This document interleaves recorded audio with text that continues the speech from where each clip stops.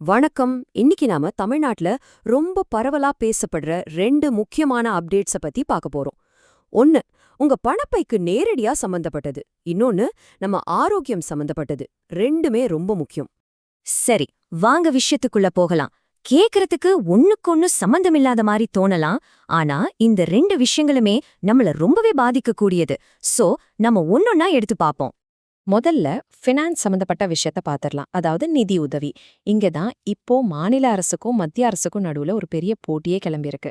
இந்த கதை எங்கிருந்து தொடங்குதுன்னு பாத்தீங்கன்னா, சமீபத்துல தமிழ்நாடு அரசு தகுதியான குடும்ப தலைவிகளுக்கு 5000 ரூபாய் கொடுத்தாங்க இல்லையா?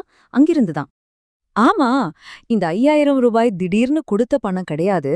இது கலைஞர் மகளிர் உரிமை திட்டத்துடைய 3 மாச பணத்தையும் அதோட சேர்த்து ஒரு சம்மர் போனஸையும் ஒன்னா கொடுத்த ஒரு பேக்கேஜ்.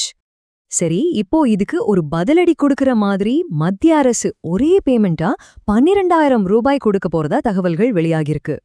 இதுல நாம முக்கியமா கவனிக்க வேண்டிய பாயிண்ட் என்னன்னா, ரெண்டு பேரோடைய அப்ரோச்சும் டோட்டலா வேற. பாருங்க, மாநில அரசு ஏற்கனவே இருக்கிற ஒரு திட்டத்தின் கீழே இந்த பணத்தை கொடுக்குது. ஆனா மத்திய அரசு என்ன பண்ணலான்னு யோசிக்குதுன்னா, நம்ம வாங்குற கேஸு, உரம்னு பல சப்சிடிஸ் இருக்குல்ல, அது எல்லாத்தையும் ஒன்னா சேர்த்து ஒரே தொகையா நேரடியா பேங்க் அக்கவுண்ட்ல போட்டுடலாம்னு பிளான் பண்றாங்க. இத பாக்குற அரசியல் நோக்கர்கள் என்ன சொல்றாங்கன்னா, இதுக்கு பின்னாடி ஒரு பெரிய கணக்கு இருக்குன்னு சொல்றாங்க. இது வெறுமனே ஒரு நிதி உதவி மட்டும் இல்லையா, வரப்போற 2026 சட்டமன்ற தேர்தலை மனசுல வச்சுதான் இந்த காய்களெல்லாம் நகர்த்தப்படுதுன்னு அவங்க நம்புறாங்க. அதே நேரத்துல இந்த மாநில அரசோட திட்டத்துக்கு யாருக்கெல்லாம் தகுதி இல்லைங்கிறதையும் நம்ம தெரிஞ்சுக்கணும். ஏன்னா இது எல்லாருக்கும் கிடையாது. கவர்மெண்ட் வேலையில இருக்கிறவங்க, இன்கம் டாக்ஸ் கட்டுறவங்க, 4 சக்கர வாகனம் வச்சிருக்கிறவங்கன்னு இப்படி சில கண்டிஷன்ஸ் இருக்கு. ஓகே, இப்போ பணப்பை சம்பந்தப்பட்ட விஷயத்த ஓரமா வச்சுட்டு நம்ம ஆரோக்கியம் சம்பந்தப்பட்ட ஒரு முக்கியமான எச்சரிக்கைக்கு வருவோம். சொல்லப்போனா இதுவும் ஒரு விதமான சவால்லாம். ஆமா, திரும்பவும் கோவிட் பத்தின பேச்சு வந்திருக்கு.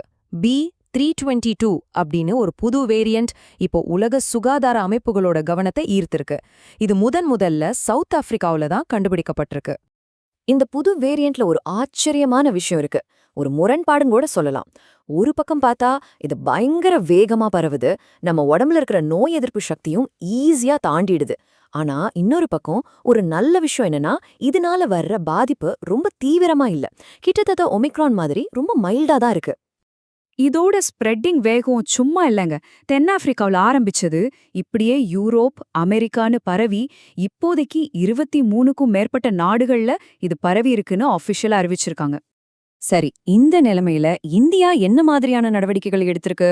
முதல்ல வெளிநாடுகள்ல இருந்து வர்ற பயணிகளை ரொம்ப தீவிரமா கண்காணிக்க ஆரம்பிச்சிருக்காங்க. அதே நேரம் நம்ம மெடிக்கல் எக்ஸ்பர்ட்ஸ் என்ன சொல்றாங்கன்னா, இதனால ஒரு பெரிய ஆள வர்றதுக்கு வாய்ப்பு ரொம்ப ரொம்ப கம்மின்னு சொல்றாங்க. ஆனா ஒருவேளை பரவல் அதிகமானா சில கட்டுப்பாடுகள் திரும்பவும் வரலான்னு ஒரு வார்னிங் கொடுத்திருக்காங்க. அப்போ நாம என்ன பண்ணணும்? பொதுவா எல்லாரும் பயப்படணும்னு அவசியம் இல்ல. ஆனா வீடுகள்ல இருக்கிற வயசானவங்க, அதே மாதிரி சுகர், பிபி, ஹார்ட் ப்ராப்ளம்ஸ் இருக்கிறவங்க மட்டும் கொஞ்சம் கூடுதல் ஜாக்கிரதையா இருக்கணும்னு ஹெல்த் அஃபிஷியல்ஸ் அறிவுறுத்தியிருக்காங்க. சரி, இப்போ நாம பார்த்த இந்த 2 வெவ்வேறு விஷயங்களையும் ஒன்னா இணைச்சு இதிலிருந்து நாம தெரிஞ்சுக்க வேண்டிய முக்கியமான தகவல்கள் என்னென்னு ஒரு தடவை பார்த்திடலாம்.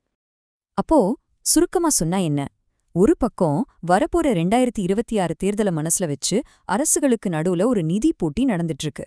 இன்னொரு பக்கம் உலக அளவுல பரவுற ஒரு புதுவிதமான சுகாதார சவால் நம்ம முன்னாடி நிக்குது. இந்த 2 விஷயத்திலயுமே நம்ம ரொம்ப அப்டேட்டடா கவனமா இருக்க வேண்டியது ரொம்ப அவசியம். இறுதியா இது நம்ம எல்லார்கிட்டயும் ஒரு கேள்வியை விட்டுட்டு போகுது. அரசாங்கங்கள் இப்படி பெரிய பெரிய திட்டங்களையும் உலக சுகாதார அமைப்புகள் இப்படி எச்சரிக்கைகளையும் வெளியிடும்போது நம்மளோட அன்றாட வாழ்க்கையில இதோட தாக்கத்தை நாம எப்படி சரியா கையாள்றது? இது பத்தி நீங்க என்ன நினைக்கிறீங்கன்னு யோசிச்சு பாருங்க. இந்த அலசலுக்கு கேட்டதுக்கு ரொம்ப நன்றி.